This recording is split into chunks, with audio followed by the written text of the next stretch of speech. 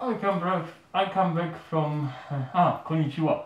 I come back from another lecture about the national stereotypes. This time, as you may see, we were talking about the Japanese, the Japs, the Japanese, the great culture of Nippon, Nihon. Okay, the country of the rising sun. Okay, so without further ado, as usual, we have put 3 columns with positive, neutral or controversial things and negative things. So 3 columns in the... We start as usual from the negative one, because why not? Okay, so because among these negative ones is karoshi. This is the phenomenon known about Japan, because they tend to work very hard, because their factories are a little bit like families, because their elite is built on the foundation of the feudal structure, and that's why they are a little bit in the factory or in the firm, in the company, they are a little bit like in a great family. So this is a typical feudal society.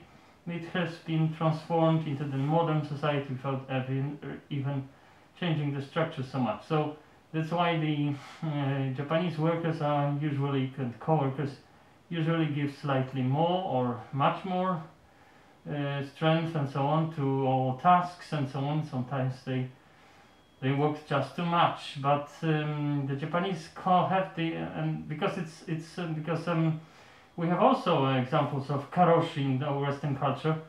Many historians agree that Wolfgang Amadeus Mozart, for instance, died because of karoshi. He just worked too much. But the Japanese tend to think that there's a controversial, maybe even noble thing to die working. So the karoshi is a real thing there. And it's both revered and afraid and feared. There are 2 examples, for instance, in the whole giant factory of Toyota that has like 300,000 workers and co-workers around the globe, and just 2 cases in the whole Toyota firm. So it's not like a real, very often thing, but it's a thing in Japanese culture. Okay, next thing, seppuku, suicide, harakiri. Harakiri is the samurai, the aristocratic, the daimyo or samurai, the aristocratic or just nobleman's version of making suicide. Japanese is not the country that has the biggest number of suicide every year per annum. The country with the biggest number of committing suicide is Russia.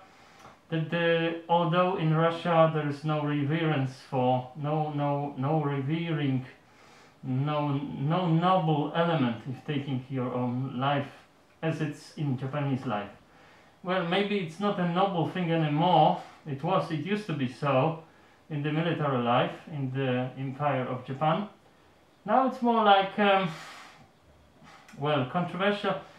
Yes, but the seppuku is like it's not like that you are just beyond the edge of society or something like this, because beyond the margin of society only because you take your own life. It's the difference between Western civilization. But in spite of this, the number of committing suicide per annum is smaller than in Russia. So just number 2nd. Of course, in relation to the number of inhabitants, which is similar. Russia is like 140 million and inhabitants, and Japan only slightly less. Which is funny that the Japanese have many. They can cultivate, because it's a very often very frequent joke from the lecturers who are informing the students about Japan are usually making.